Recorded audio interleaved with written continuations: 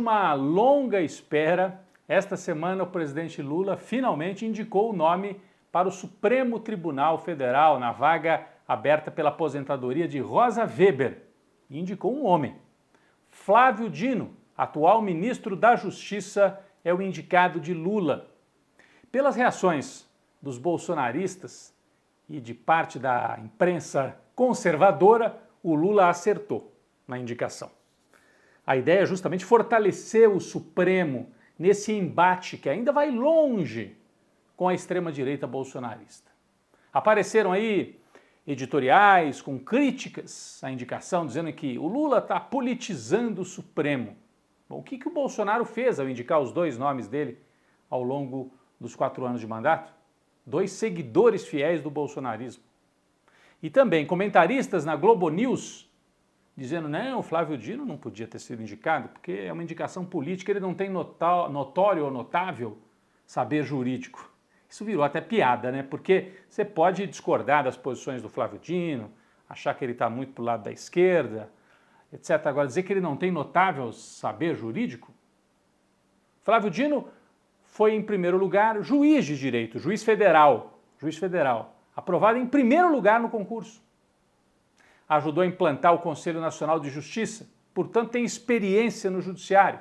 Depois abandonou a magistratura, foi deputado federal, foi presidente da Embratur, portanto tem experiência administrativa também na máquina federal, no legislativo, e foi eleito 2 vezes governador do Maranhão, derrotando a família Sarney. E não virou um inimigo da família Sarney. Por fim, ministro da Justiça, agora, nesse 3º mandato de Lula.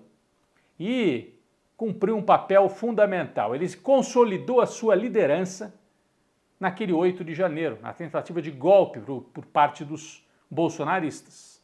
Lula estava fora de Brasília naquele domingo, vários ministros fora. Foi o Flávio Dino que correu para o Ministério da Justiça, organizou a reação, participou da decisão de que Lula não declarasse a tal da GLO, que era Garantia de Lei e Ordem, que os militares queriam. Promoveram a balbúrdia e aí queriam uma GLO para os militares aparecerem como salvadores da situação. E Dino e outros disseram, não, isso é a cilada que eles querem. E depois ele colocou o número 2 do Ministério, o Capelli, para comandar a resistência, limpar a esplanada. A gente se lembra daquelas imagens naquele dia. Teve um papel, portanto, fundamental na garantia da democracia no dia 8 de janeiro. Por que tantos ataques ao Flávio Dino? Vamos fazer uma análise sobre isso. É justamente porque ele alia essas 2 capacidades, capacidade jurídica e a firmeza política, sem ser um radical, ficar fazendo discurso radical. Mas ele tem firmeza e mostrou isso no 8 de janeiro e mostrou ao derrotar a oligarquia Sarney no Maranhão e em vários outros momentos.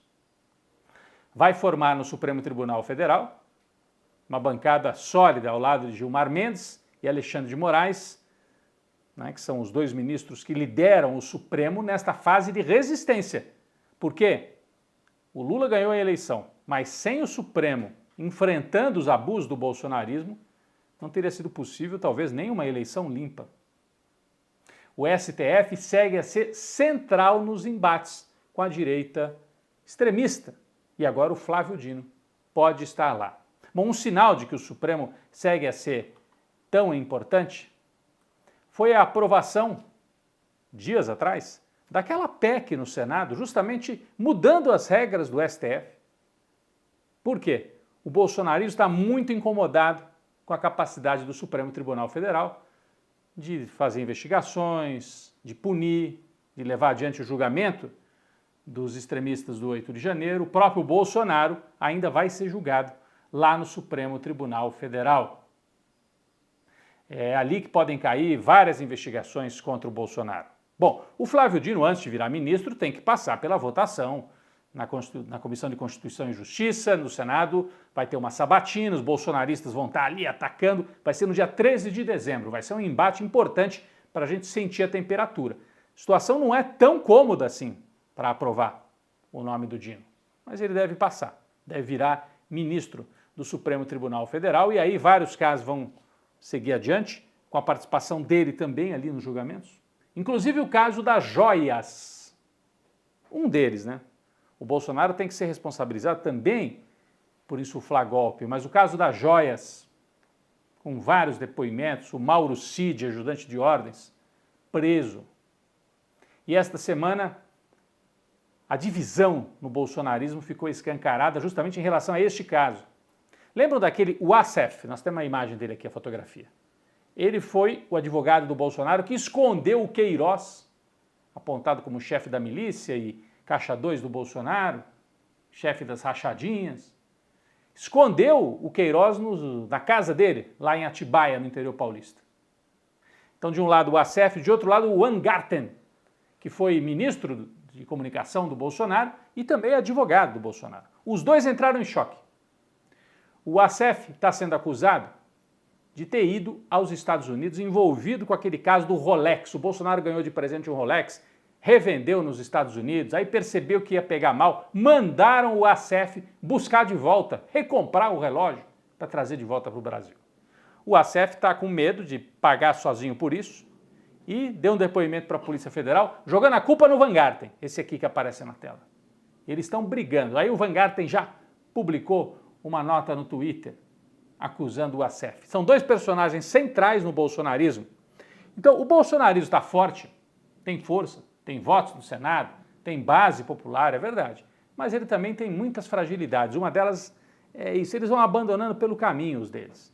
Se envolvem em rolo e vão abandonando. O Mauro Cid, abandonado pelo caminho, o Uacef e o Weingarten aí querendo saber qual dos dois que vai permanecer de pé. Me parece que o bolsonarismo fez o cálculo. Se precisar rifar o Uacef, vai o Uacef embora. Vai o Uacef embora. É um quadro complexo, porque você tem o Supremo investigando, o governo, o Poder Executivo, tentando melhorar a economia, o Lula tem que dar conta dessa complexidade e um Congresso Nacional com dificuldades para o Lula. No Senado, a oposição bolsonarista, na Câmara, o Arthur Lira com muito poder. O Lula tem que lidar com esse quadro complexo e ao escolher o Flávio Dino tem algumas consequências, né? Ele está sendo cobrado pela esquerda. Por que indicou mais um homem para o Supremo? Agora de 11 ministros, só uma mulher. Tinha duas, Rosa Weber e a Carmen Lúcia. Agora só a Carmen Lúcia entre 10 homens no Supremo, movimento de mulheres negras, cobrando Lula. Lula, não era a sua bandeira aumentar a diversidade e tal no governo? E o Lula tem respondido, a situação está difícil, tenho que dar conta dessa operação política também, de montar um Supremo, deixar um Supremo cada vez mais forte para enfrentar o bolsonarismo.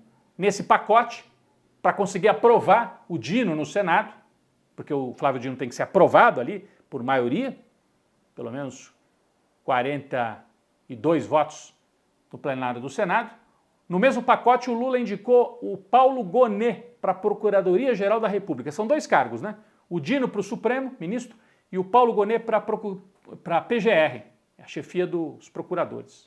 O Paulo Gonet com perfil conservador, que agrada determinados setores mais à direita, e com isso, nesse arranjo, o Lula tenta aprovar os dois nomes. Se colocar só o Dino, talvez tivesse mais dificuldade para passar, mas é o Dino, e junto cedeu à direita e vai ter um PGR mais conservador, o Paulo Gonet. O Lula parece estar apostando tudo na recuperação da economia, tenta estabilizar as instituições com essas alianças no Supremo, fortalecimento do Supremo, enfrentamento ao bolsonarismo e fazer a economia andar. Esta semana, aliás, importante, o Lula no Oriente Médio, passou por reuniões no Catar e na Arábia Saudita, onde conseguiu fechar acordos para a Embraer, compra de aviões da Embraer, portanto aviões brasileiros, vendendo lá para a Arábia Saudita, e investimento dos árabes no novo PAC, Programa de Aceleração do Crescimento. E essa é a prioridade do Lula. Economia se recuperando e aí sim, depois conseguir estabilizar e avançar um pouco mais adiante. Por enquanto tem que fazer concessões na política para arrumar a economia. Essa parece ser a estratégia em andamento nesse momento por parte do governo Lula.